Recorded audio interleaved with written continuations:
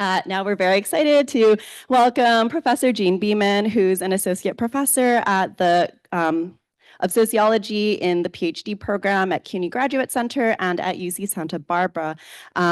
Professor Beaman is an expert on race and ethnicity, racism, global migration, and state violence in France and the United States. She's the author of *Citizen Outsider: Children of North African Immigrants in France, which was published by the University of California Press in 2017, and is also, in addition to many articles and book chapters, the co-editor of 2 forthcoming works, including an Oxford handbook on intersectional approaches to migration, gender, and sexuality, and an edited volume on the topic of anti-racism within Europe with IMISCO.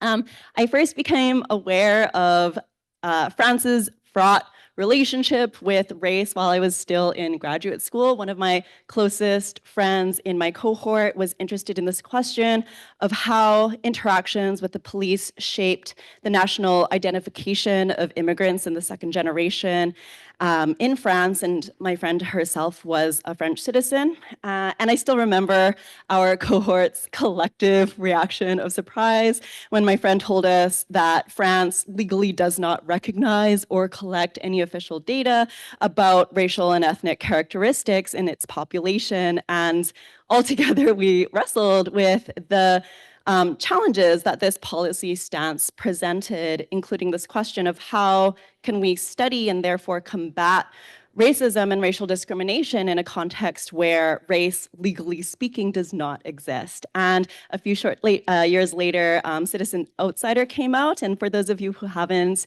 read the book, it's this deeply moving ethnographic portrayal of the lives of children of North African immigrants in France, for whom barriers of race are very much real, and which prevent them from enjoying a full sense of national belonging despite their being French citizens officially. And so I've been very inspired by Professor Beaman's writing on these topics and also on anti-Blackness and anti-racist mobilization from a global and transnational perspective during these major crises that we've been witnessing in these past few years, namely the Black Lives Matter movement and the COVID-19 pandemic. And today, Professor Beaman is going to be sharing with us a talk entitled Suspect Citizens. Please join me in welcoming Professor Beaman to UBC.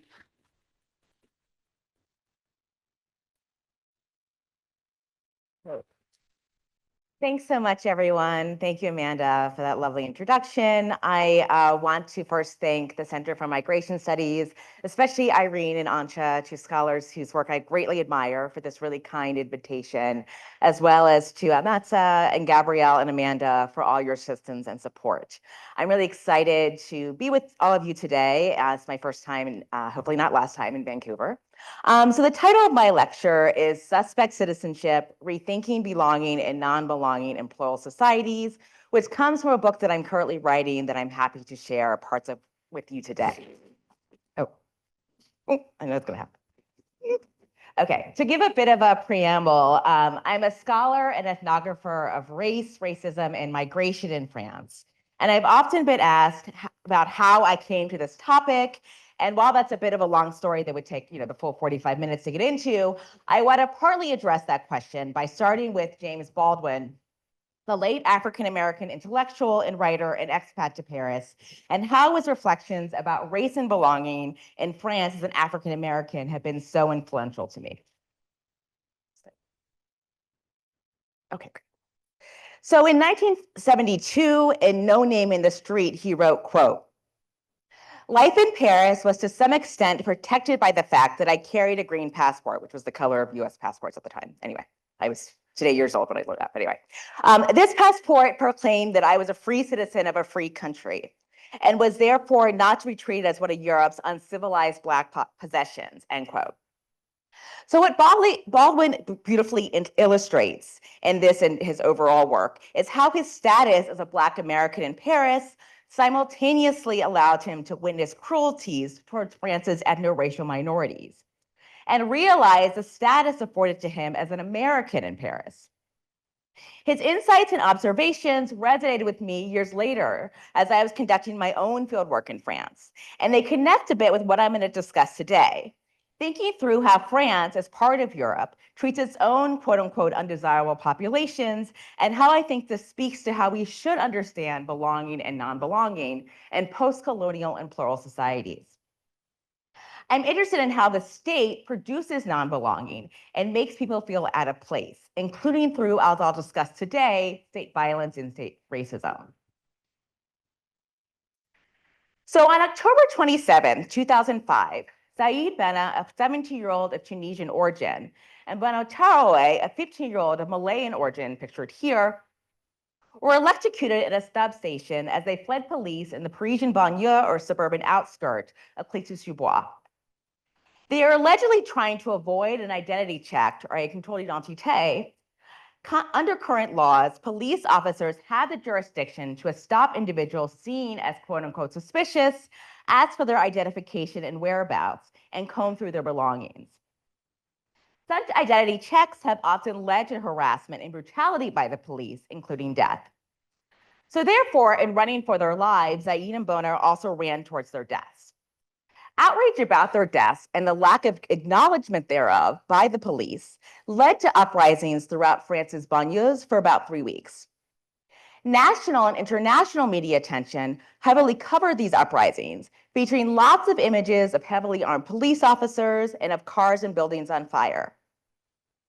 Then President Jacques Chirac declared a state of emergency, and then Interior Minister and later President Nicolas Sarkozy called the individuals involved in the uprisings racailles or scum, and suggested cleaning the streets of the banlieues with a cracheur, which is a brand of a high-pressure water hose.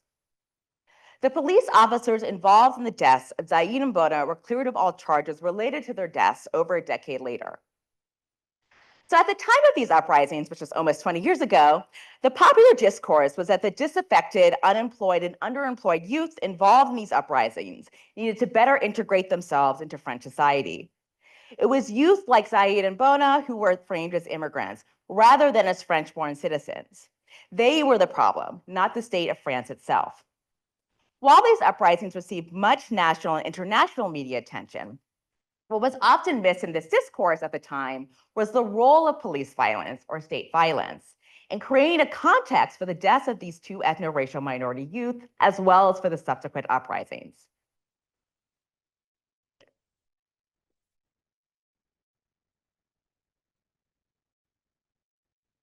So I argue that 𝙍𝙘𝙚𝙾𝙾 were fleeing the police because of the suspect of citizenship to which they'd been assigned. They were framed as suspect and not as full members or citizens of society. The state, through the police, among other institutions, renders certain populations as automatically and necessarily suspect or suspicious because of their ethno-racial assignment. And I say necessarily in reference to the work I think this does for the state, which I'll elaborate on upon later. So the lives and deaths of 𝙍𝙘𝙚𝙾𝙾 reveal how plural societies operate. Certain populations occupy a liminal status vis-a-vis full inclusion into mainstream society and the benefits of full substantive citizenship, and therefore can be easily disregarded and disposed of. So today I introduce suspect citizenship as a framework for considering how certain populations, by virtue of their ethno-racial assignment by others, have been rendered forever marginalized and incapable of ever being included into the polity. I use visible minorities' understandings and experiences of state violence and how they mobilize against it to understand how the suspect citizenship is both constructed and resisted. And so therefore, this 2005 moment, or critical juncture, as I'll later discuss, was not the only or most recent example, of state violence within France. It was also neither the beginning nor end of construction of suspect citizenship, as state violence stems from France's colonial histories in much of the Maghreb, West Africa, the Caribbean, and Asia, and persists in this present or post-colonial or neo-colonial moment. I argue that suspect citizenship matters as a way to make sense of how colonial and racial logics persist in this post-colonial period. I therefore demonstrate that state violence is not just a question of race, it is also a question of citizenship. Who can belong and who is permanently excluded from belonging? I present suspect citizenship as a more capacious way of understanding how difference and hierarchies are maintained following the end of formal colonial rule. And here I'm using the term visible minorities, which is a French social science term used to refer to ethnoracial minorities in a seemingly colorblind context. So I next will discuss my methods and provide a brief background on French republicanism, racism, and citizenship in France. I will then introduce my framework of suspect citizenship and provide some examples from my fieldwork of how it both manifests and is resisted by visible minorities, as evident in mobilization against state violence. I will also briefly discuss the contours of the book that I'm writing, and this is a brief outline. This includes discussing the contours of state violence in France and the work that state violence does, theorizing state violence outside of specific killings to overall questions of surveillance and policing, the goals and aims of this larger social movement and how activists are framing this social problem of state violence, the transnational resonance of Black Lives Matter and the global connections activists make with anti-racist struggles elsewhere, the role of Black feminism and intersectionality, as Black women are often the face of present anti-racist struggles, and how they therefore think about their status as Black women within France, and considering how anti-racism operates and can operate outside a codified and recognized ethno-racial categorization. I conclude with the implications of this framework, why suspect citizenship matters and is therefore a useful framework. And this image here on the right is Justice for 𝙈𝙤𝙜𝙧𝙖𝙯, who I'll talk about shortly, and the French translation of No Justice, No Peace, which requires more words in French to communicate.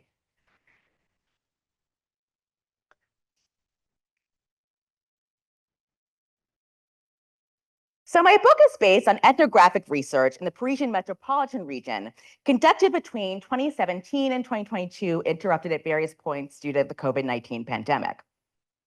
This includes 47 interviews with activists involved, broadly speaking, in mobilization against police violence, including individuals who are associated with different collectifs or organizations, as well as journalists who reported on some of these issues, and family members and friends of police violence, some of whom are activists themselves. I've also conducted participant observation with different organizations at demonstrations related to police violence and anti-racism, as well as organizational meetings, activist trainings, and other types of related events. Most of the people I engage with in this fieldwork are visible minorities, mainly either Maghreban, West African origin, or Caribbean origin, as in descendants of migrants from former French colonies and present overseas départements in these regions. I've connected with individuals through various collectifs and organizations, existing networks and social media pages, and I'm happy to say more about that during the Q&A. I do all this work in French, I'm fluent in French, and then use a native French transcriber, and I do all the translations myself.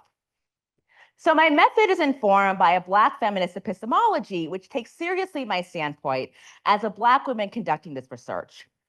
In some of my earlier work in writing, I discussed how my own identity as non-French and as a Black US citizen has been implicated in conducting ethnographic research, namely in my relations with my interlocutors, some of whom perceived an insider connection with me as a fellow ethno-racial minority.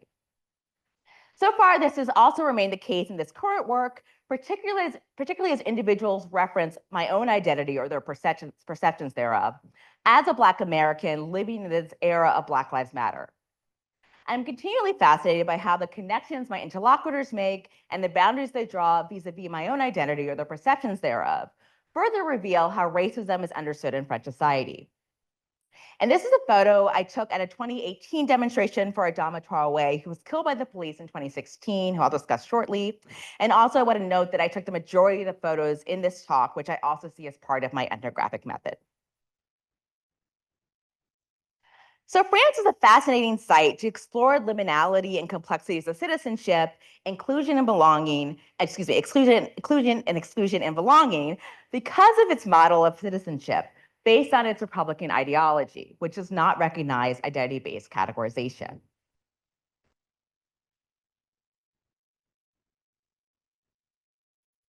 So the only meaningful and legitimate identity in France is being French. France emphasizes the connections among citizens over any other characteristic or categorization. Distinctions based on group identities are ostensibly not made or allowed. race is not even seen as legitimate or quote unquote real. It is not measured in the census or elsewhere in government. And in fact, acknowledging race is itself seen to perpetuate racism. France therefore imagines and continually constructs itself as colorblind or race neutral.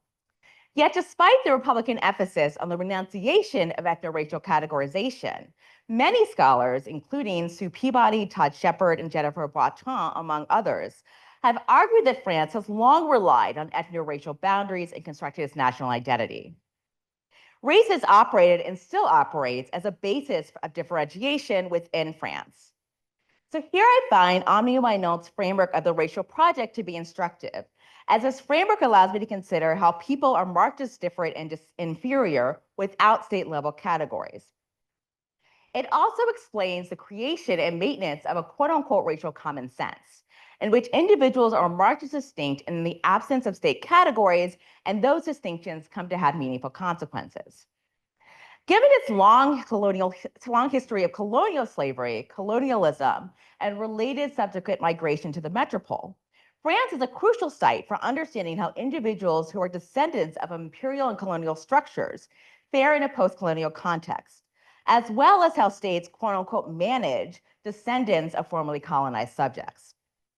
Relatedly, while anti-Blackness is a global phenomenon, France provides a site for understanding its continuities both during and following formal colonial rule, and for how colonial logics of inherent inferiority and dehumanization get expressed and manifest in a post-colonial context. So Frantz Fanon once wrote of how the European has a fixed concept of the Negro, and therefore how Blacks in France are not seen as of France.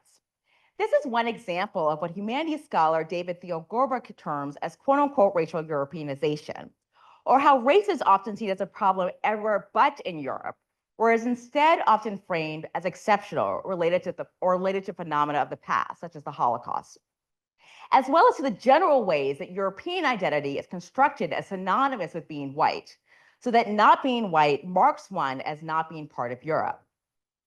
So what does anti-racist mobilization and anti-racism look like in a context in which race does not quote unquote exist? How do activists who are trying to bring attention to hypersurveillance and identity checks, as well as to actual deaths by the police, do so in a context where racism is never an accepted explanation for life chances and outcomes? How do people operate in the state of ongoing racialized crisis in the wake of French colonialism and the aftermath of decolonization? And this photo is from a protest in 2018, and hopefully you recognize the image of Rosa Parks. And the text translates to, "Who will protect us from the police? Police are everywhere and justice is nowhere."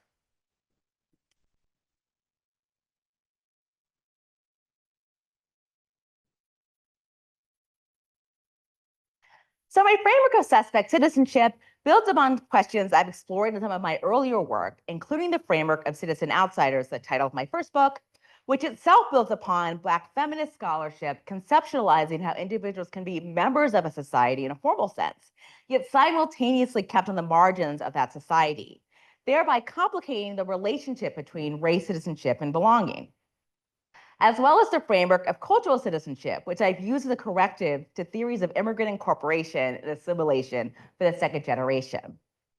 So here I'm examining suspect citizenship at the nexus between boundaries of belonging and non-belonging in society, anti-racism at a macro level, and activism against state violence or police violence in France.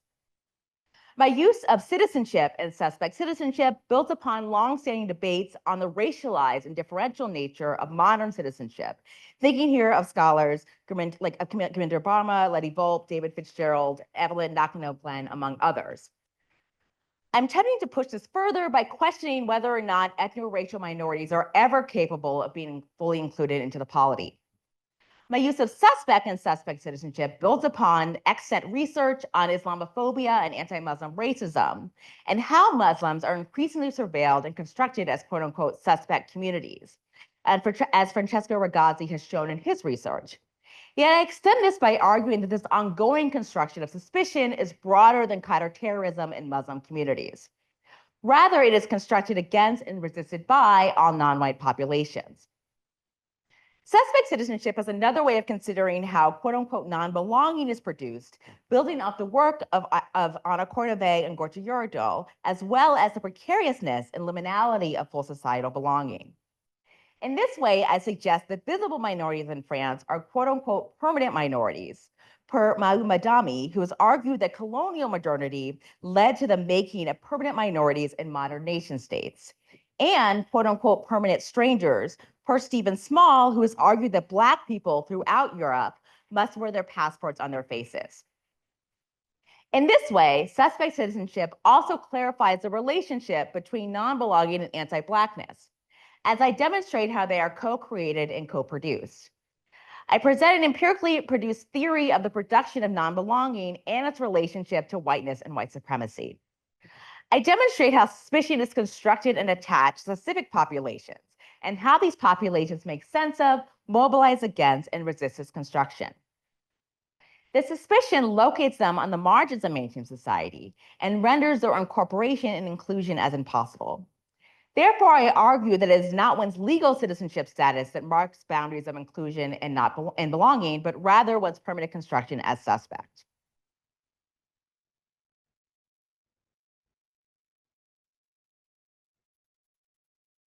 So now I want to briefly say a word about the contours of state violence within France. So anthropologist Didier Fasson has argued that the police acts as an agent of the state to maintain ethnoracial boundaries in the absence of state level categories. In other words, the police enact the real and symbolic violence of the state, or do its quote-unquote violence work, as 𝙍𝙬𝙬𝙬𝙬 terms it. So here I'm using the term state violence not just to refer to specific killings by the police, but also as a way to understand the different ways that the state, including through the police, is involved in the systematic devaluing of certain populations across various domains in society. In doing so, I rely upon Ruth Wilson Gilmore's definition of racism as, quote, the state-sanctioned or extra-legal production and exploitation of group differentiated vulnerability to premature death, end quote. Such a definition of racism helps to clarify the relationship between ethno-racial assignment, the state, and the violence it enacts.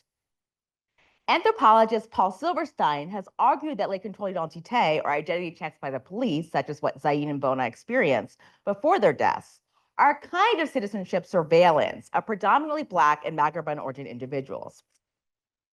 Political scientists Fabien Jobard and René Lévy have demonstrated how these checks disproportionately target visible minorities. A 2012 Human Rights Watch report found that the majority of Black and Maghreb-origin individuals reported these identity checks as a major problem. They are 6 to 8 times more likely than whites to experience them. As to actual deaths by the police, the estimates vary widely, but one estimate by Bastamag, which is an independent French media source, states that between 1977 and 2022, about 861 people died at the hands of the police. By focusing beyond specific incidents of state violence to examining the spectrum of state violence, I demonstrate the work that state violence within I demonstrate the work state violence does within a society. It can distance certain populations to be suspect or forever on the margins of that society. In other words, the raw numbers or statistics of police brutality only tell part of the story. Considering state violence in a broader scope reveals how it is not exceptional, but rather part of a broader structural condition in which profiling and surveillance are normalized or quotidian. And this image is from a 2018 protest for Lamine Dieng, who I'll also discuss shortly. And the French translates to the mean cop's assassin and the nice cop's watch or just watch.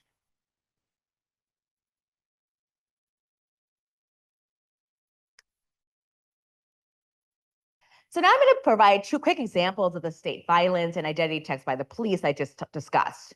First, I'm going to talk about Safiya, who was someone I first met when I was doing research for my first book many years ago. She is a 39-year-old journalist who is also a magazine editor and novelist. She was born in Paris to Tunisian immigrant parents and grew up with her 2 younger brothers and younger sister. Safiya now lives in an apartment in Cergy-Pontoise, which is a western banlieue of Paris, with her 2 young children and her husband, who was born to Algerian immigrant parents and works as a banker. One of the times when I was meeting with her in her office in the 15th arrondissement in Paris, she recounted a recent disturbing incident. So one day she traveled to Marseille, which is in the south of France, by train for some work-related meetings. She had no luggage with her because she was not spending the night and was carrying only a satchel containing the items she needed for work. When her train arrived in Gare de Lyon in Paris by the end of the day, she was stopped leaving the train by a plainclothes police officer. He demanded to see what was inside her bag. She told me, 𝙈𝙞𝙬𝙧𝙖𝙩𝙞𝙬 that is, he addressed her by using the informal or familiar pronoun tu for you versus the formal vous. And that's merely understood as a breach of etiquette, but also understood by Safiya as a clear sign of disrespect. He demanded to see her identification and asked why she was only carrying a satchel versus having luggage with her. He asked her, quote, "Are you smuggling drugs? Are you a prostitute? Are you working for someone?" Humiliated, Safiya answered that she was a journalist and had gone to Marseille for some work-related meetings. She showed him both her ID and the ID issued by the publication for which she worked. The craziest thing she told me as her eyes welled up with tears was that the train was packed with people, with white people. There were a ton of white people, and I was the only one who was stopped. No one said a thing. The other passengers just stared at me, end quote. She explained that she's seen things like this happen to far too many visible minorities in France. You can't just let these things go by, she said. How can people not think this is wrong? And this image is from a 2018 protest for 𝙈𝙤𝙬𝙬𝙬𝙬, and the French translates to halt to state murders and lies, justice for 𝙈𝙤𝙬𝙬𝙬. And then the second example of identity check by the police is from a 2019 Ladilès film, Les Miserables. Les Miserables is an exploration of police-minority relations in the Parisian banlieue of Montfermeil, which is also the setting of the 1862 Victor Hugo novel, hence the film's title. So this clip is about a minute long, so I'm just going to play it.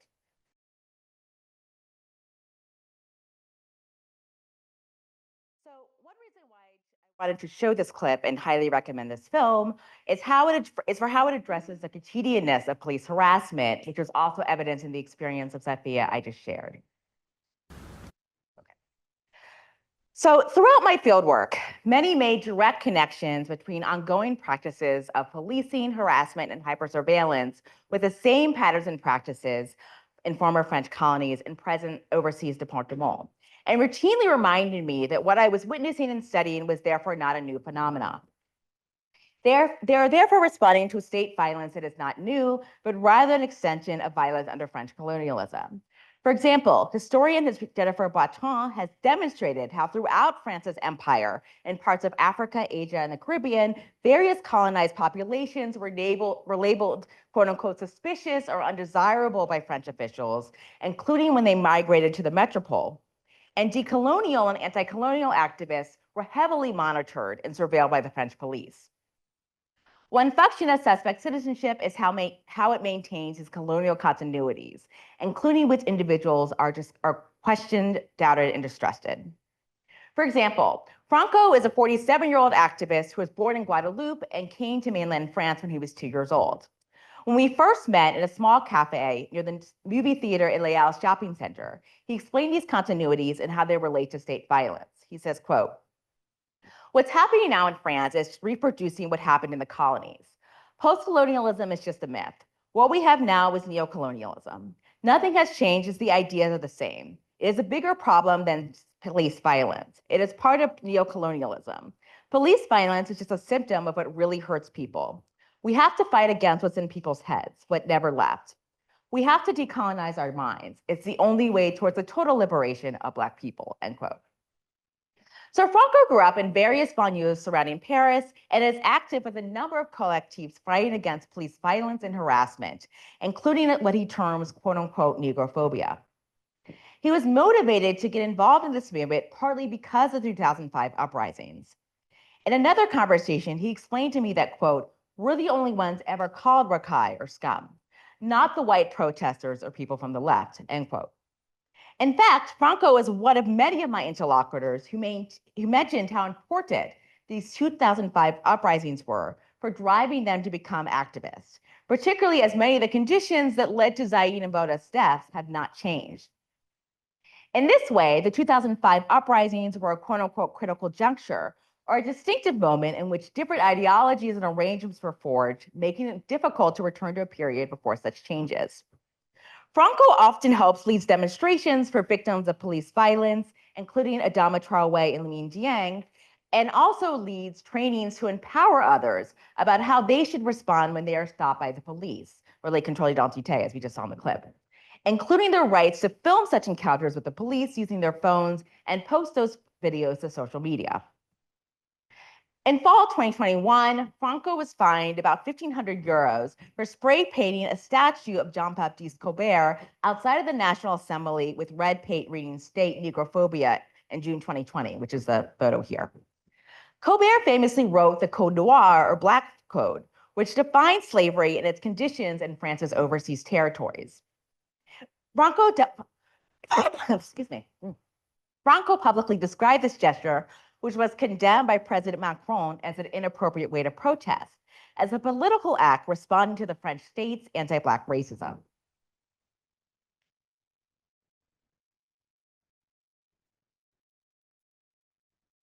Visible minorities can understand state violence as targeting them, but access different frames and strategies to fight against it.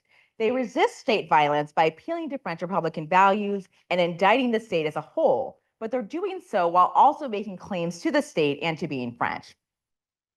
For example, Christian is a short, middle-aged Maghreb origin man who became active in this movement after his own 11-year-old son was killed by a flashball, or a handheld projectile launcher used by French police officers. He regularly speaks about state violence, exposing different policing techniques and what he frames as the state's disregard for people like him. He says, quote, "We can't get justice from this justice system. We need to show force to show that this is intolerable. What's happening here is serious for a country with human rights. How can we say justice exists here when this happens? Every time you enter a public school in this country, you do so under the banner of liberté, égalité, fraternité. But it's clear that it does not apply to us. It never applies to us. We aren't all equal," end quote. So here Christian is speaking to the permanence of his minority status and echoing what was constant throughout my fieldwork, how visible minorities feel France has failed to acknowledge and recognize all its members. That Christian experiences not being quote unquote equal reflects how he and others are interpolated as suspicious to a French universalist society.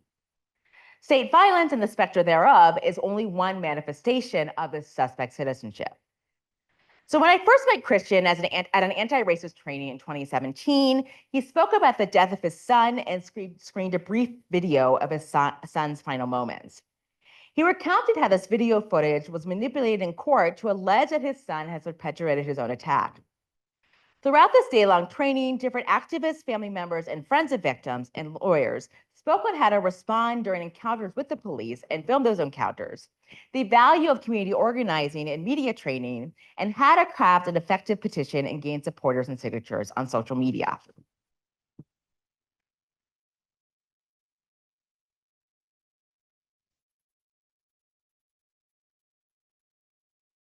Another activist I've worked with is Asa Traoré, who is leading the movement for justice for her brother, Adama Traoré. And she's pictured here under a photo of her brother.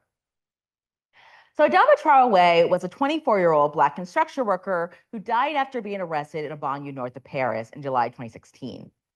The police first claimed that he had died of a heart attack and then later said he had had a severe infection. There have been multiple explanations given ever since. Since his death, which one US media account termed quote unquote Francis Ferguson, there have been numerous demonstrations demanding justice for Adama Traoré, including one every year on the anniversary of his death. And this photo is from one such demonstration in 2018. So also her family are alleging lack of assistance and willful neglect by the police as both contributing to her brother's death, especially since he had no chronic health issues prior to his death. Before her brother's death, she was working as a teacher's assistant in another banlieue north of Paris. She has since written 2 books, the sales of which she uses to seek justice for her brother. This includes paying legal fees for 4 of her other brothers, she has 17 total siblings, who have been in jail for various periods since Adama's death. She has stated publicly that her family has been under attack ever since they contested the official explanation for Adama's death, explaining why her brothers have been arrested. So also regularly gives talks about state violence and her brother's death, not just in France, but all over the world, and has received support from various celebrities, including French rapper Maccabi and activist and scholar Angela Davis. And she explained to me when we first met several years ago, she sees this cause as not just about justice for her own brother, but for all forgotten populations in France, including residents of les quartiers populaires or working class neighborhoods, who know the police only as a quote unquote invading force. Here is one example from my fieldwork of how activists frame and understand state violence, not just as about specific killings, but as a broader indicator of how visible minorities are systematically devalued.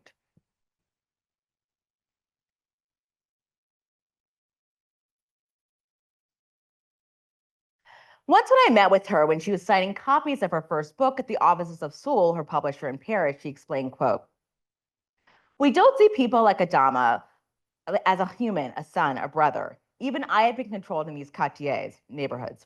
What's happening is France is having an identity crisis. It wants to suppress differences, but you can't do that," end quote. Here, Asa is speaking not just to the prevalence of state violence, here the prevalence of identity checks, but also to the ways that the people like her slain brother, like her, are not understood as even part of France or even as fully human. Her words also speak to the tensions inherent in French republicanism, as some differences in French society are seen as meaningful and others are not. And this photo is from a demonstration, at a 2019 demonstration for Adama Traoré. And so you can read the Black Lives Matter text, and in the bottom it says, "Silence, France kills," and includes the death of the date of Adama's death. So when I first met Asa in 2017, she paid attention both to incidents of police brutality in the United States and elsewhere, and to the growing Black Lives Matter movement. Yet this does not mean that she and other visible minorities automatically transferred Black Lives Matter to the French context, as they are aware of the differences in structure and identity politics between the two societies, even if the experiences of ethno-racial minorities are very similar. At the time she explained to me, she said, quote, "Black Lives Matter is very difficult to do here. You can't even say the word noir, Black. And all these issues are related, undocumented immigration, etc. So we can't have a subcategory of Blacks. We can't say that undocumented immigrants are not ours, that they are not related," end quote. So I highlight Asa's understanding of Black Lives Matter here to illustrate that people can relate to Black Lives Matter and incidents of state violence against Black populations while also critiquing the movement as it's constituted in the United States. And this photo is from a community event sponsored by a collective called Ferguson in Paris, which I'll discuss shortly. And these two individuals are actually African-American activists from St. Louis who came to Paris to discuss their experiences being involved in Black Lives Matter and the protests in Ferguson following Michael Brown's death.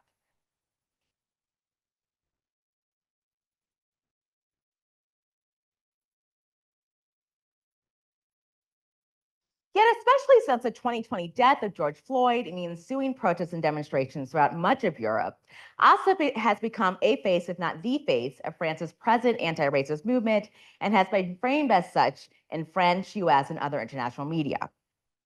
Asa led a massive demonstration outside the High Court in Paris of more than 20,000 protesters, protesting against police violence, including the death of her own brother, Adama, and Floyd's murder, as shown in this image here.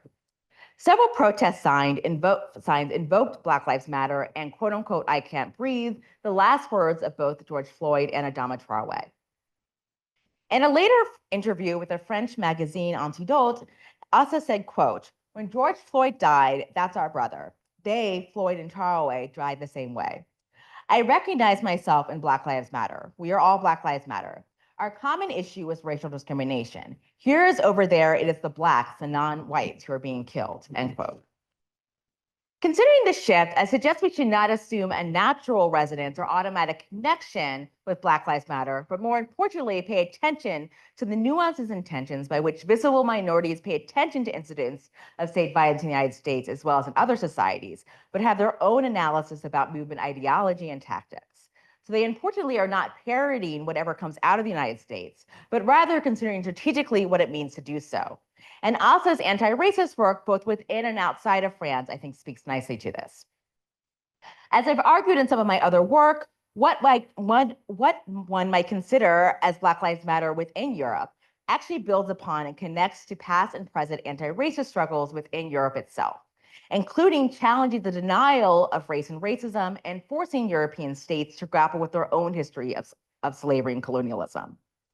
And considering how visible minorities challenge and resist their suspect citizenship, it is therefore necessary to consider both local specificities and how these struggles travel beyond nation-state borders.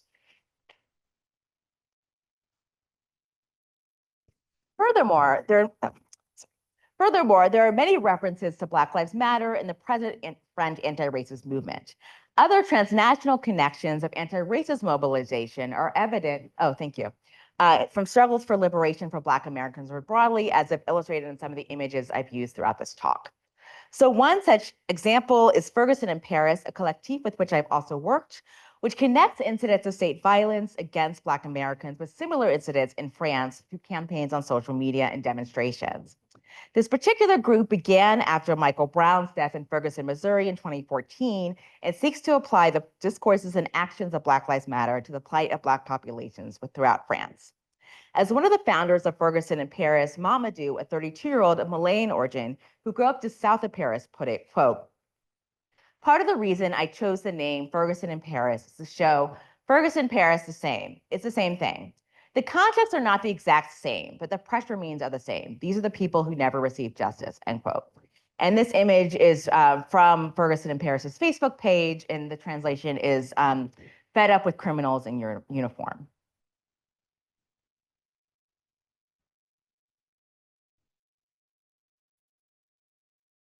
Moreover, as the example of Asa indicates, women are often the faces of this movement against state violence as they mobilize on behalf of their brothers, sons, and other male relatives as victims of state violence. In doing so, they leverage their standpoint, as Black women and other women of color to demonstrate how state violence is both a racial and gendered phenomenon. This is part of a global history of Black women as central to movements of Black liberation more broadly. It is therefore useful to employ an intersectional perspective to some of the dimensions of and structures of suspect citizenship. And this image here is also from Ferguson in Paris's Facebook page, and pictured left to right, are Ramada Dieng, who I'll talk about shortly, Amada 𝙈𝙤𝙜𝙧𝙖𝙩𝙞𝙤𝙬 whose brother Amin was killed by the police in 2012, and Asa, who I just mentioned. And then on Asa's side are the victims of other victims of state violence. So 45-year-old Ramada Dieng is someone I also first met in 2017. On June 17, 2007, her brother Lamine Dieng, a 25-year-old of Senegalese origin, died following a struggle with multiple police officers in Paris's 20th arrondissement, not far from the famous Père Lachaise cemetery that's familiar to anyone. Lamine was restrained face down on the street with his hands tied behind his back and his feet strapped together. He was then taken to a police van, and by the time he arrived at the police station, he was no longer breathing.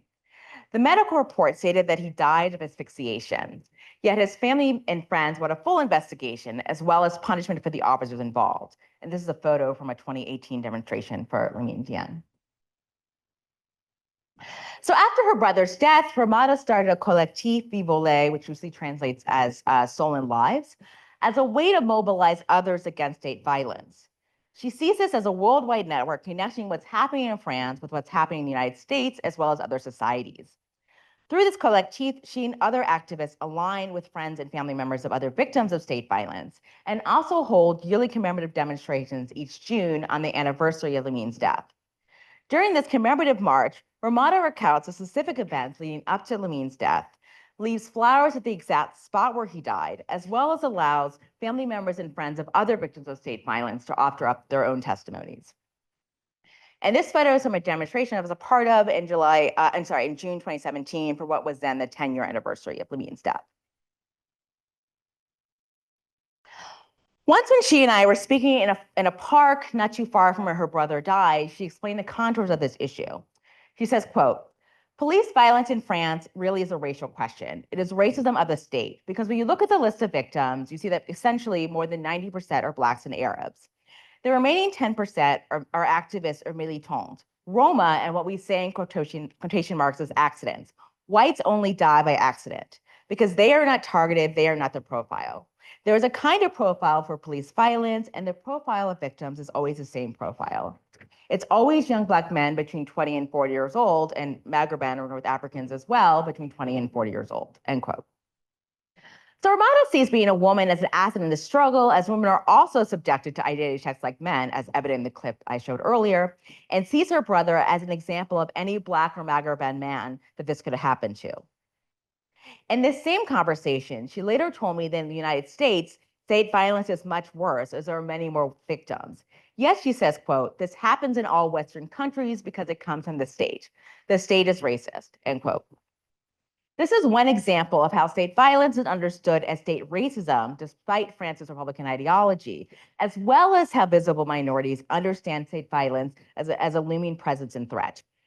And during the same meeting with Ramada, she noted how frequently the same police officers were coming by the park where we were hanging out, harassing the same youth they had spoken to only an hour or two beforehand, speaking both to the continuousness of police harassment and the social function it ultimately plays. And this image is from a poster advertising the 2015 Lamine demonstration, and hopefully you recognize the image of Malcolm X, with references to Ferguson, Detroit, and Baltimore, and just a quick translation of the French quotes from Malcolm X. Our objective is total freedom, total justice, total equality by any means necessary. And then the latter quote is, truth is on the side of the oppressed. Try to speed up as much as possible. As it relates to the anti-racist movement more broadly, I've analyzed how activists frame the social problem of state violence. This includes framing it as but one manifestation of racism against ethnoracial minorities, as an example of the banality of police harassment in everyday life, as an indictment of the French state as a whole, as both a racial and gendered problem, as a continuation of colonial rule and violence, as a geographical or spatial problem as part of the larger marginalization of residents in les quartiers populaires, or working class neighborhoods, as well as various banlieue communities, and it's connected to state violence against Black populations globally. So as race is not a legitimate category upon which to make claims to the state in France, activists had to be strategic in how they invoke state violence as a racialized phenomenon. In the absence of state recognition, they engage in knowledge production, producing their own quote unquote data of the prevalence of state violence. Relatedly, they employ social media and technologies to share incidents of police brutality, organize and publicize demonstrations, training, and protests, as well as connect with activists both within and outside of France. And this image here is a Getty Images photo. I did not take this, but it's a mural of 𝙈𝙤𝙜𝙧𝙖𝙯 and George Floyd in Saint-Denis, a banlieue just north of Paris in June 2020. Almost done. So 𝙤𝙤𝙜𝙧𝙖𝙯 and argue that we are quote unquote compelled to think racially, meaning that in order to oppose racism, we must acknowledge race. Racism is evident in practices and discourses of state violence, which create and reinforce suspect citizenship. The state activates ethno-racial boundaries through incidents such as the deaths of Zaid and Bona or Lamine or Adama. The challenge to combating state violence is doing so under the constraints of French Republican ideology. Ethno-racial distinctions remain salient in France, yet claims for recognition as French are forever thwarted in the face of these constraints. Struggles against police violence had to also be anti-racist struggles, even though there's no language, literally or figuratively, to combat racism within France. So when activists connect their struggles with similar incidents of state violence, for example, they're doing so in a context in which there are no quote unquote Black lives. And this is a photo from a demonstration in 2019 for 𝙈𝙤𝙧𝙖𝙯 and all of these names are different victims of state violence and the age at which they died. So to conclude, suspect citizenship as a framework matters because when we say that French republicanism or France is inherently racist or white supremacist, we need to examine how that inherence is secured. I'm arguing here that suspect citizenship is how it's secured. In other words, certain populations are rendered forever suspect and this structures belonging versus non-belonging, as well as how individuals resist that. The specter of state violence therefore structures the lives of visible minorities or non-white populations in France, conditioning them as forever marginalized. This is an example of what Charles Mills refers to as a quote-unquote racial contract, clarifying how white supremacy is maintained through distinctions between full and subordinate personhood. Suspect citizenship produces and reaffirms these boundaries of belonging and non-belonging, and who can and cannot belong within society. And this is directly related both to the European colonial project, which ordered and remapped much of the world, and the simultaneous anti-Blackness and dismissal of racism throughout France and broader Europe. For example, as Celeste Currington argues in her forthcoming analysis of African descendant women in Portugal, she says, quote, a larger ontological structure of anti-Blackness facilitates the racialized exclusion around belonging encountered by Black people day to day, end quote. In this way, the ongoing racial logics of difference forged under colonialism provide a context for the use of state violence and police harassment in structuring and enforcing belonging versus non-belonging. I also see suspect citizenship in line with research calls for decolonial approaches to our ways of thinking as sociologists and in conversation with the expanding field of Black Europe, attending to how we cannot understand present dynamics in present-day Europe outside of a recognition of colonial imperial histories and the indispensable role of mobilization by Black populations against these structures. In other words, documenting suspect citizenship is akin to presenting a history, quote unquote, from below, or a new way of thinking about and making sense of difference in postcolonial societies. As one of my interlocutors, Gregory, explained to me, quote, racism is still in France's esprit because minds have not been decolonized. Or, as sociologist Stephen Small has proclaimed, quote, we are here because you were there, end quote. I also think suspect citizenship matters when bringing this into conversation with Richard Alba's distinction between bright and blurred versus blurred boundaries.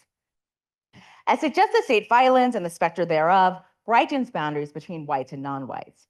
Moreover, a bright boundary exists between those individuals framed and constructed as suspect and those who are not. State violence is flattening distinctions between different ethno-racial minority groups, such as Black individuals, Maghreb individuals, etc.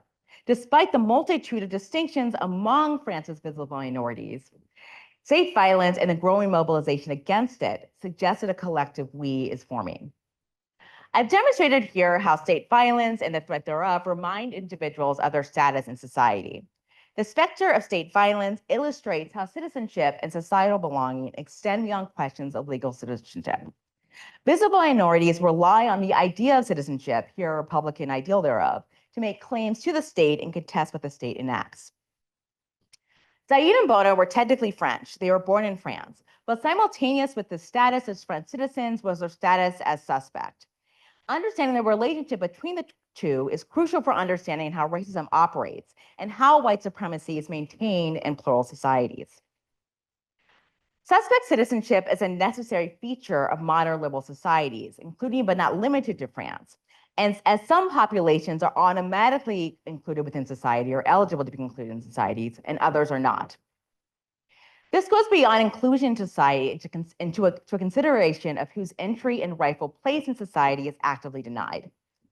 As Cecilia Minavar has introduced legal liminality to demonstrate the multivariate barriers in bureaucratic systems that migrate space between being undocumented and documented, for example, Kara suggests that suspect citizenship clarifies how this liminality and precariousness persist even for legal citizens, as the state remains engaged in making people feel out of place. For example, almost done. Barbara Combs, and in the context of the United States, sociologist Barbara Combs uses a framework of quote unquote bodies out of place to convey how Black Americans are reinforced that they do not belong and experience quote unquote out of placeness by white Americans. Whether when they call the police when Black Americans appear to be engaged in wrongdoing, or when the police themselves enact violence upon Black Americans. This is a broader way of considering how Black populations are always outside of a category of substantive citizens, and therefore not entitled to the benefits of substantive citizenship. As Combs demonstrates the quotidianness of anti-Blackness in a post-civil rights movement context, I demonstrate how this operates in a post-colonial context, as anti-Blackness and non-belonging are continually mapped onto colonial subjects and their descendants. France is therefore one case of a society in which structures such as slavery and colonialism have changed, but underlying logics supporting them have not. Suspect citizenship offers a new way of considering ongoing practice of colonialism following the end of formal colonial rule. I'm ultimately arguing that we need a more expansive understanding of the relationship between citizenship, belonging, and racism. And suspect citizenship helps get us there. So I will conclude coming back to Baldwin. Here he is pictured in Paris. And as well as to this photo, I took of a young boy with a t-shirt reading Black Lives Matter at a demonstration for Palestine liberation at La Place de la Nation in Paris this summer. Throughout my fieldwork and from the dissertation research I began several centuries ago to the current book I'm writing, parts of which I've shared here, France's visible minorities have made clear connections between their plight and the plight for Palestinians in occupied territories.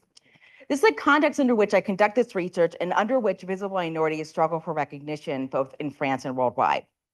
Beyond the context of France, Baldwin has warned us of the dangers of what will occur when white supremacy, or this quote-unquote racial nightmare, as he put it in 1963, is not contested, challenged, or rebuked. It will be the fire next time.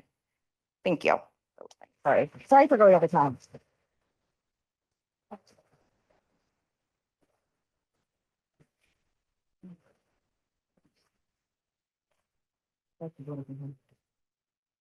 Okay, thank you. Amanda, you'll be moderating the Q&A. We'll take questions from the audience. This microphone, Atmaza or I will be circulating here to hand you the mic. So please raise your hand if you have a question. We'll take usually a couple of questions from the room, but also people joining online will alternate with some questions from you. So usually 2 or 3 in the room and then 1 from the hybrid audience, depending on demand. Yes. Hi. Hi. Thank you. I attended Sciences Po on an exchange semester and was lucky enough to sit on an identity and belonging class. And it was very interesting to hear students speak about identity and belonging. There always felt like there was something missing. The professor was a Welsh woman who asserted that she was not white while picking up a piece of paper and drawing a parallel between the sheet of paper versus herself. And there was a French black girl sitting in that class who consistently at the time denied that she was treated any differently.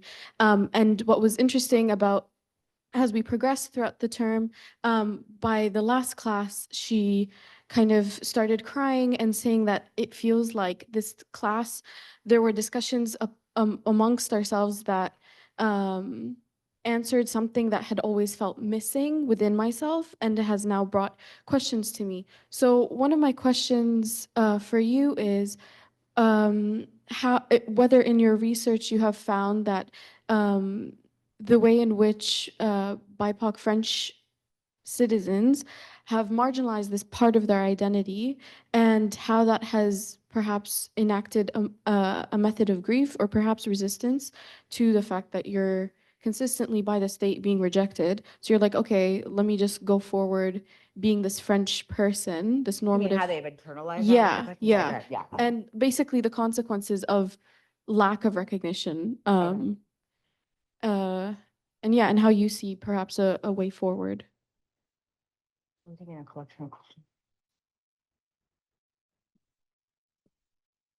Oh, I didn't know if you were taking a collection question or just, okay, sure. Oh, okay. No, okay, I'll answer them all. Okay, sorry.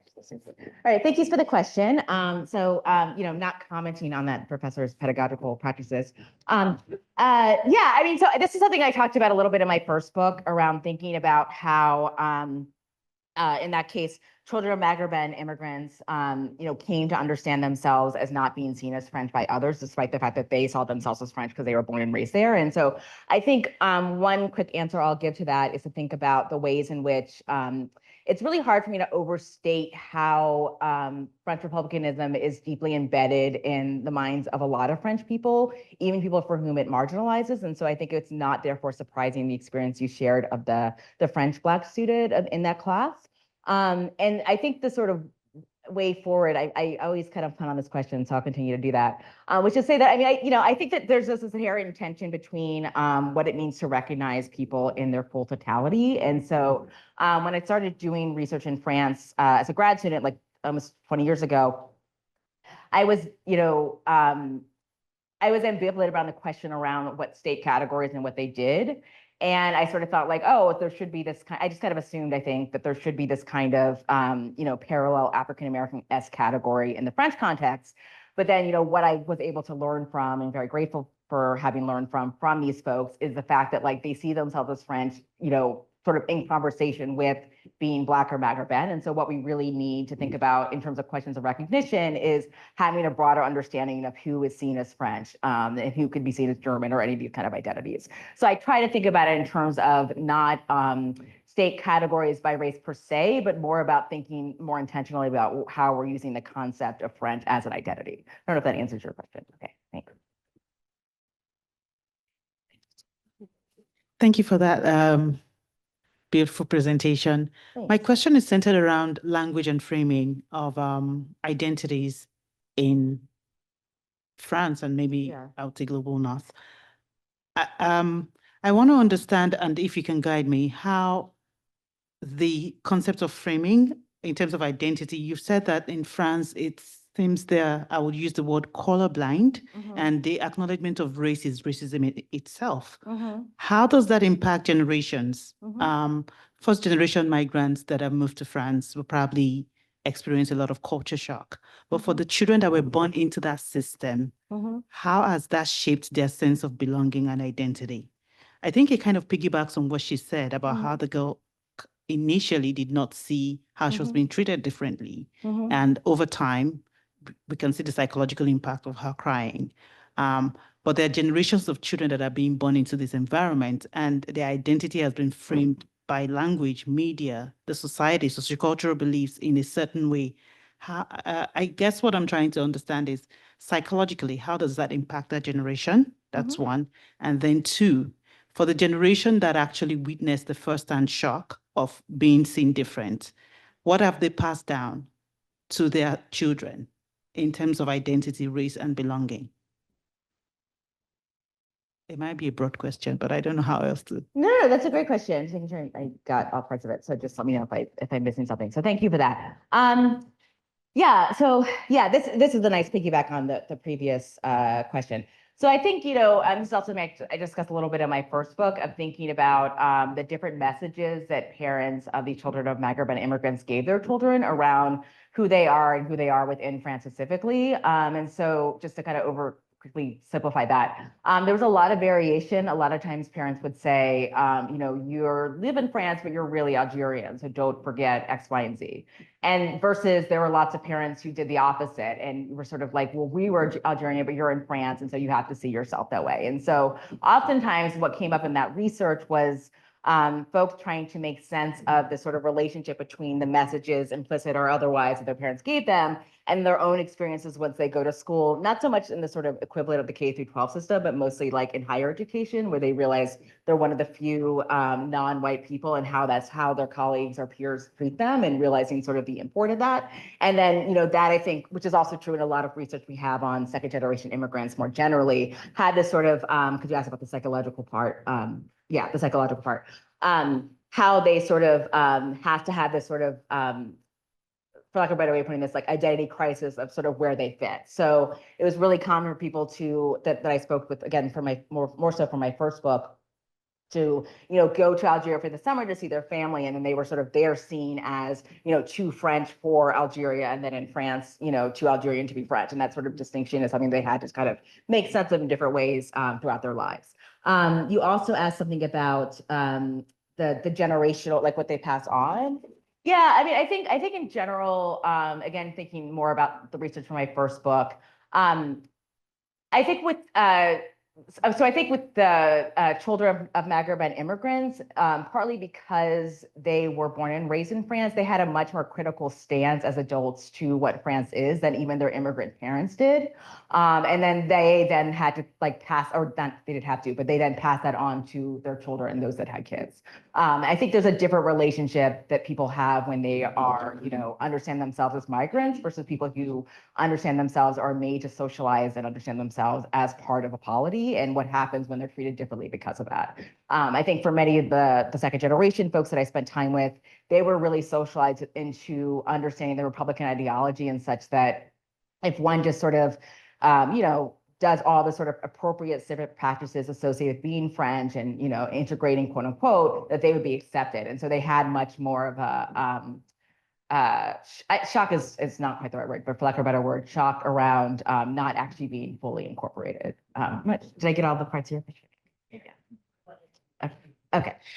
I'm going to share a question from the chat or from the online audience, and then we'll move back to the room here. So this is from Terry Gibbons, professor of political science here at UBC, who notes that they're an old friend of yours, and that Yes. their comment. I share that note. Yeah. The part of it won't surprise you. She says she's struck by the ways that the racialization of these victims intersects with immigration, or the assumption that they are immigrants. Mhm. It is particularly salient given the ways that the U.S. Republican Party has taken a turn to dehumanizing ethnic and racial minorities, regardless of whether they are citizens or not.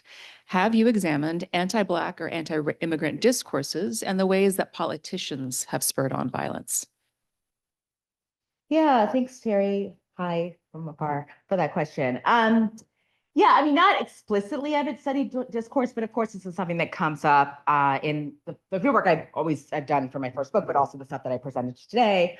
I guess I would I'd say two quick things to that. One, I think because of France's Republican ideology and the ways in which race is not a legitimate thing to name, immigrant becomes a stand-in or catch-all category for people who are seen as foreign, regardless of their legal membership. And religion is another thing that operates very similarly in the French context. So I think that's one piece that a lot of these visible minorities are responding to. The other thing I would say, though, is I would say the quibble with and this comes up in the French context, and I would also think this is true in the United States context, is the sort of ways that the sort of demonization of immigrants is actually not just a far right project. It's actually mainstreamed in both societies. So what came up a lot in my field work in the French context is a very explicit critique of left politicians saying that it's not just Marine Le Pen or the Le Pen family. It's like the sort of mainstreaming of discourse. I mean, Macron, this is like a conversation for a different time perhaps, but like Macron has used a lot of the similar rhetoric that Le Pen used to use. And so there's a way in which the sort of immigrants as a scapegoat for all society's ills, quote unquote, is present across the political spectrum in France. And I would say that's also very much the case in the United States politics. And that's, I could do a whole sub lecture on my critiques of the Democratic Party, but anyway, moving on. But yeah, just to kind of say, I think, so yeah, I think I appreciate the point, but I think from the perspective of minorities themselves, I think it's really clear that they really see the state doing the same kind of work, regardless of who's actually technically in power. And I think that's true in France, and I would say that's also true here in the United. I mean, not in the United States, but in the United States. Yeah, thank you. Hi, Jean. Good Hi. to see you. Likewise. Thanks so much for your talk. I have two questions. The first one is actually continuing the same questions. I think the first three questions is about. I was interested in you using 𝙈𝙞𝙜𝙧𝙖𝙯𝙀𝙗𝙀 racial projects, which they describe as a bunch of projects that create racial formations. And I'm wondering, police violence, police abuse, racialized police abuse seems to me as a symptom of a larger problem of the white supremacist French state, right? And so then I wanted to know whether or not, it's easier to point out that these are racist practices of the police against the visible minorities. Mm-hmm. What are the other everyday banal ways within France that people are racialized? So what are some examples of structural racism, systemic racism in education, in geography, and stuff like that actually reinforces what the police then end up articulating by brute force, right? Mm-hmm. The nice racism that we Mm-hmm. see, right? So I'm wondering if you could talk about that. The other thing I want to ask is the framework of anti-Blackness, Mm-hmm. which I support, but at the same time, France in particular, and especially Francophone, because of these empires, how do we, and I know you say Black and Maghrebi, Mm-hmm. so how do we talk about Mm-hmm. visible minorities Mm-hmm. outside of the context of Blackness? So Mm-hmm. how do we deal with the Tunisian, Mm-hmm. the non-Black Tunisian or the other migrants that are there from former French colonies? How do we talk about that in terms of racialization in the context that's there? So those are my two questions. Yeah. Thank you for both those really great questions. So yeah, I definitely don't want to argue that police violence is the only manifestation of what I see happening in France, the sort of only manifestation of this racial project. So I think that was partly, so there's kind of a two-part answer to your question. Partly why I really wanted to not just focus on specific incidents of police violence, but more just think about the overall structure of like hyper-surveillance and really stopping people, and even if they're not charging them, et cetera, and these identity checks and sort of surveillance and sort of routineness of them. But other way I'd answer your question is I think what I think happens though is because the police are everywhere, and in the case of Safiya, where like she's the only person who stopped, it reinforces to the other people that on the train that are not part of the police that she's the one that is foreign, that is supposed to be stopped, right? And so I think it's not just about the sort of it's not just about the sort of encounter between Safiya and the police officer. It's also about the visibility of that encounter to everyone who would never even think that they would ever be stopped for such a thing, right? So I think that's part of what's happening in terms of like not the specific police practices, but also the sort of visibility of the police and how people who are not subject to it still see it doing the similar work. But the other thing I'll say to your question is, yeah, absolutely. Another thing that comes up a lot in my work is that I probably didn't go into much detail on in this talk is the ways that many of my interlocutors see this as only sort of, see this as part and parcel of thinking about the degraded qualities in a lot of these banlieues in terms of the schooling system, in terms of the public transit, in terms of the sort of physical and social separation between, Paris and the banlieues and the ways that's reinforced, not just by the police, but sort of just thinking about like amenities in terms of trains and buses and availability. So like all of these things come up in my fieldwork when they're talking about these issues. When they're talking about state violence, they're really not just talking about police practices. They're really talking about it. Well, like they're really talking about in terms of like the police as a manifestation of the state, but also as a way to think about how this only happens in concert with, schools that are crumbling, community centers that are not funded, et cetera, et cetera. So I definitely want to just like, want to be clear that I see those things happening all together in concert. And that's what I've learned from the folks I spend time with. And then actually the other thing I want to say about that also is there also is a sort of French elite discourse that reinforces this white supremacist project as well. So we can think about the ways that, race is not a legitimate category within France is very much also an academic conversation, and the ways that scholarship, literal like actual scholars who try to do this work, and scholarship on race is actively silent and disregarded. And so that sort of is the sort of way that, the French public sphere, the French intelligentsia, if you will, reinforces the exact same thing that these police officers are doing in some of these communities. And absolutely the question about anti-Blackness, thank you for that. It's something I've really been struggling with writing this book. So, okay, a couple thoughts. I really don't want to minimize the very real sort of racism, anti-Black racism in parts of the Maghreb among Maghreban origin communities. Like that is 100% not something I'm invested in doing. At the same time, I also, and when I was trying to gesture to this towards the end of the talk, when I was trying to think through what the specter of state violence does, because I think at the one hand, I want to be attentive as a writer to the sort of particularities of the communities and the way that they interface with each other, both within France and then, in the Maghreb specifically, in the sort of history thereof. But I do think that the state, through the specter of state violence, is lumping all these people together. And so you see much more kind of coalitions of protests of people fighting against state violence. And so that's one answer. The second answer I'll say is that I really also I really follow Nicholas Genova's framework of sort of thinking about Blackness as a sort of broader, more expansive category of, socially constructed otherness, which then I think explains a little bit why you see the sort of commonalities or sort of synergies between, in the case of, just Maghreban origin individuals and Black people. So that's something I'm struggling with. That's a half answer, but like it's kind of how I'm trying to theorize this when I'm writing. Yeah. Right. Why are you doing this? Yeah, no, that's a really good point. Yeah, thank you. Hi. Thank you so much for your talk. I wanted to ask about, it seems like there's an export of transnational discourses of race that interact with like national constructions of how race is understood. And I was wondering if you have identified those tensions and kind of thinking out, for example, Latin American mestizaje frameworks. And like what are the possibilities of expansion of ways of thinking, or like thinking out how to, like the state can interact with like these different visions of race, and then how communities are like taking lessons from like global issues, like Black Lives Matter, for example.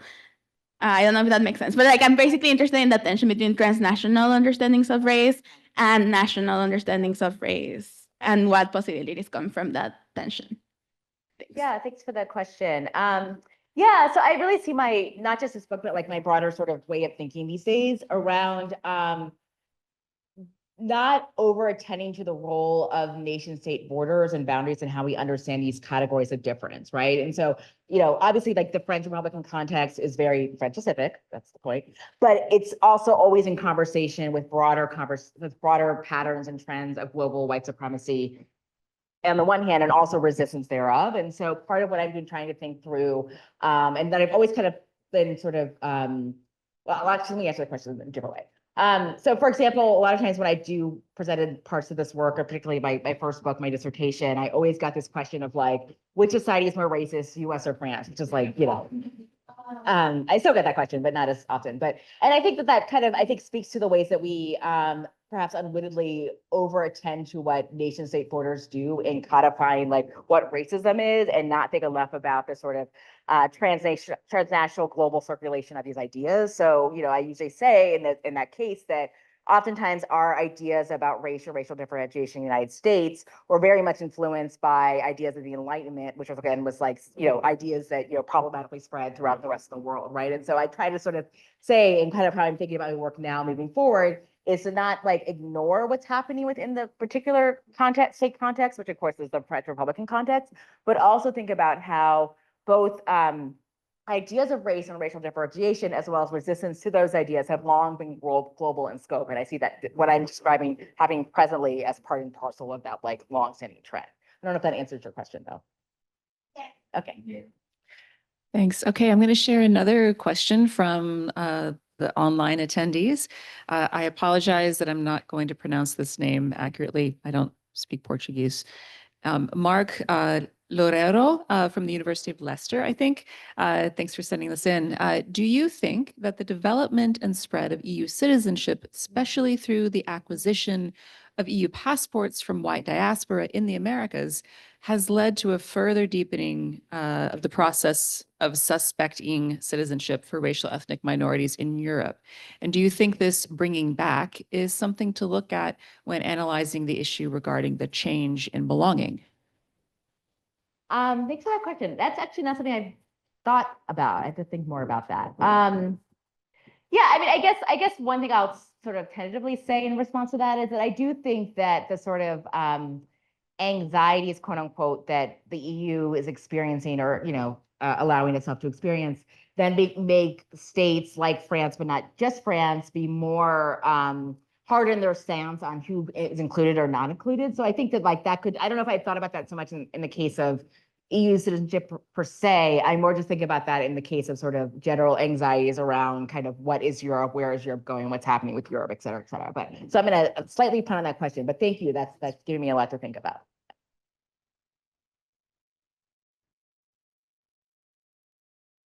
There's not another question in the room at the moment. We'll just take this from, we had one more online and then we'll do maybe one more. This is from 𝙈𝙞𝙜𝙧𝙖𝙯𝙗𝙗, I think. Thank you again, patience for pronunciation. How do the rise of right-wing politics in France heighten this suspect citizenship in French society? And what are your predictions of whether or not French society will be able to better recognize its immigrant and minority citizen populations?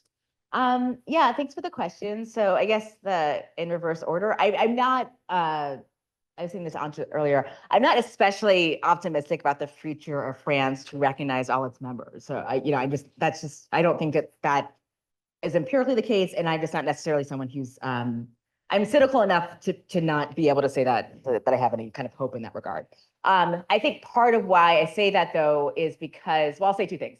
One is because of not just the rise in far-right politics and the rise of far-right politicians and the visibility thereof, but as I kind of alluded to earlier, the sort of mainstreaming of a lot of those ideas. And I think that in a lot of ways is a lot more dangerous because one does not have to be a member of a far-right party to echo, very problematic and racist statements, which is what we're seeing in France as well as in many other countries. Yeah, so I think the other thing I'll say about that is, since I started doing fieldwork in France as a graduate student, I think the situation has only gotten worse, both in terms of the sort of anti-Muslim racism, the sort of visibility of Islamophobia, even as we were seeing, or, I guess because we're seeing more resistance to that racism. So I guess that's what I'll say to that question. Thank you. And I think we had the one last question. This was the hand that was up first. So last question from the room, and then. Yeah, thank you for your excellent presentation. Thank you. It followed up very nicely on a book that I read yesterday. It was called Between the World and Me by 𝙍𝙖𝙘𝙞𝙞𝙬𝙗. So when I was following your presentation, I thought, well, that's what he's talking about from a US perspective. I would highly recommend that book for reading. It's basically a long letter from him, and he writes in first person to his adolescent son about what he can expect once he gets to be an adult, a Black male in the United States. Thank you for the presentation. Yeah, thanks for that. Yeah, I am familiar with 𝙍𝙖𝙘𝙞𝙬𝙗's work in that book in particular. Yeah, I mean, I think, this is sort of what I was trying to get at a little bit with mentioning James Baldwin, is that there's a long history of African-American writers and intellectuals who've been really thoughtful about the experiences of racism in France and the United States and the comparisons thereof. So, thank you.